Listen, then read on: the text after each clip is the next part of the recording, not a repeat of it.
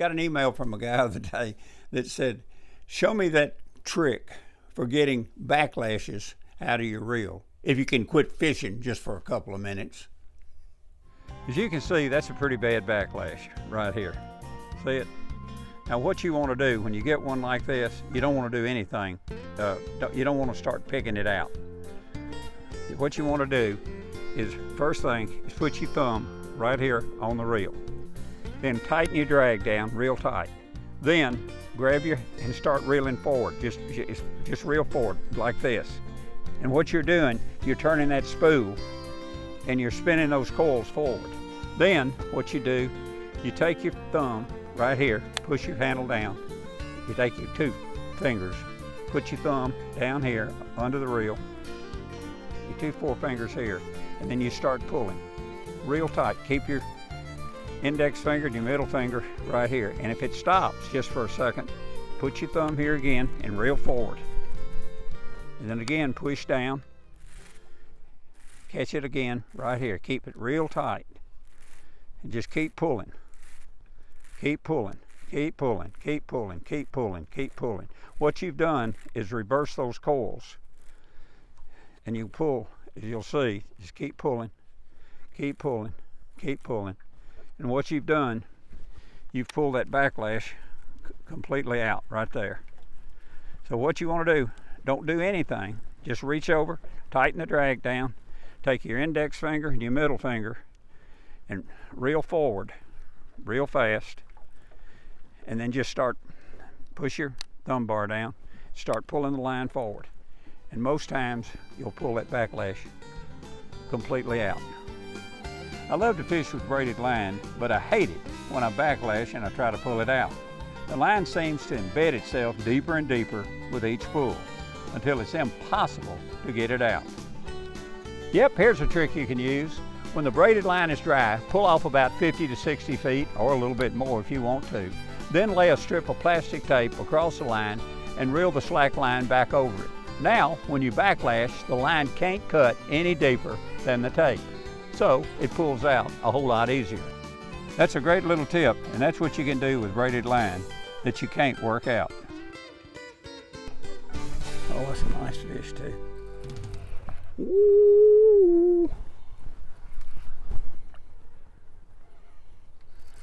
Oh, it's tugging. Where are you going? Hard pulling thing. Golly! Yes, he is. Pretty little thing. There you go.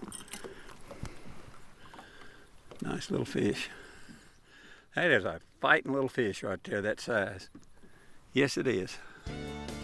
Ta-ta.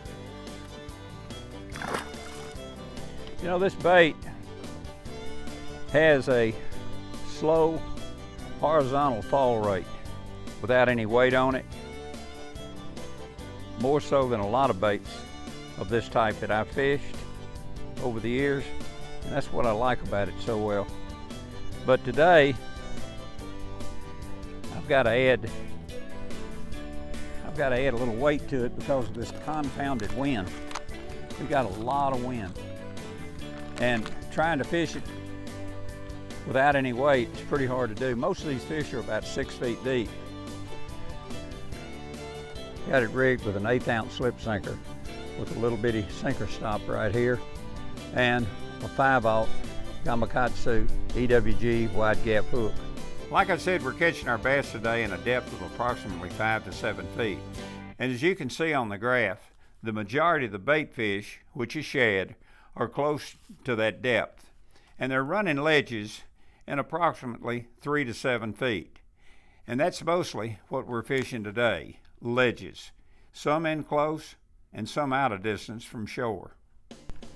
Here's a good one right here.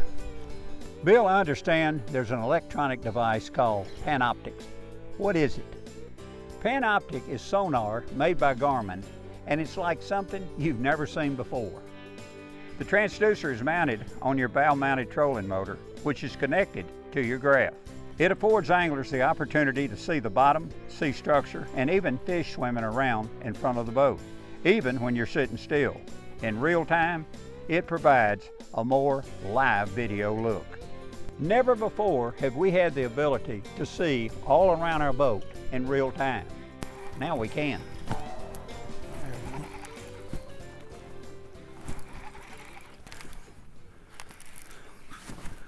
There he is. Ooh. There's another big fish right there under him.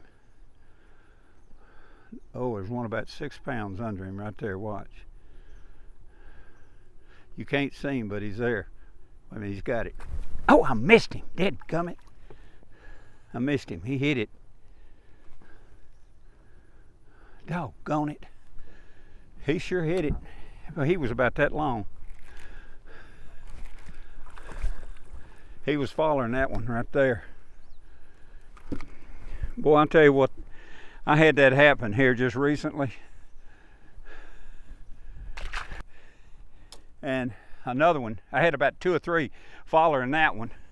And I just reached over and got it. It was a neat little piece of video. Let me show it to you. Watch this. Another fish right under him. Look at there. I'll get my other rod right here and watch this.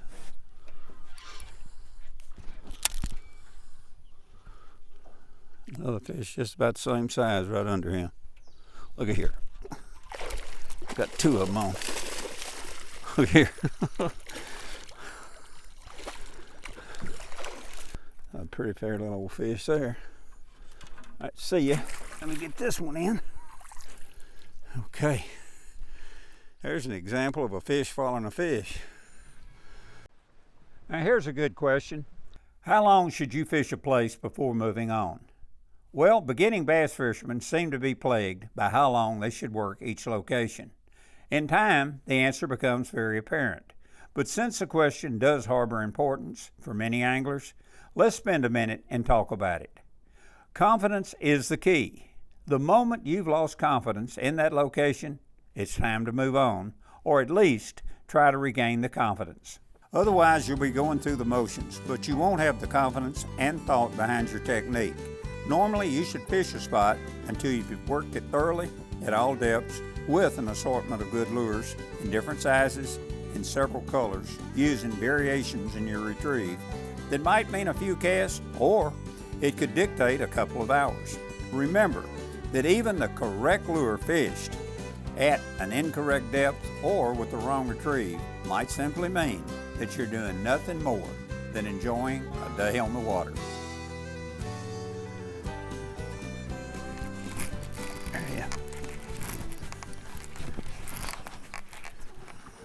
He's a strong fish. Whoa! That is a strong fish right there.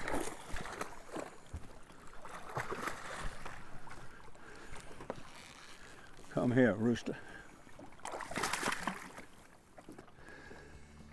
Ta-ta. Bye-bye. I'm not trying to sidestep the question about what we were discussing a second ago. I'm simply trying to point out the many variables in the answer. As an example, if you were to fish a particular spot regularly, you'd soon gain a feel for exactly where the fish should be, the lure to use, the type of the retrieve, even the direction of the retrieve. In that situation, you would probably have a pretty good idea where the fish were there or not on a given day. You wouldn't be probing because experience has given you a great deal of information about that particular spot or that single area. Okay, here's a question I hear a lot. Bill, I miss a lot of fish on soft plastics. Well, a lot has to do with the style, size, and the gauge of the hook that you're using. Basically, you need to go as big as you can without affecting the action of your bait. Now, I prefer a wide bend hook and a thinner gauge hook as opposed to a bulky hook. You know, thicker gauge hooks can and do make a lot of soft plastics more unnatural. You might need to experiment just a little bit. I tell you what, it'll make a big difference. You know, a thinner hook is like a pin. You can push a pin through a potato a whole lot easier than you can a nail. That's a fact.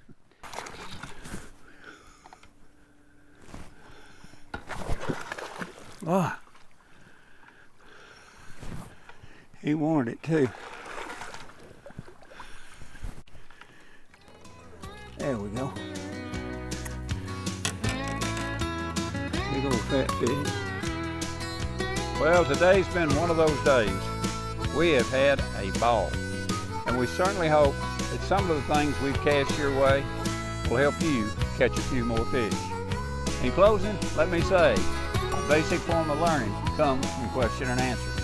So, my advice, if you want to become a better angler, is don't stop pondering at the pond, river, or the lake. Until next time, catch one for me.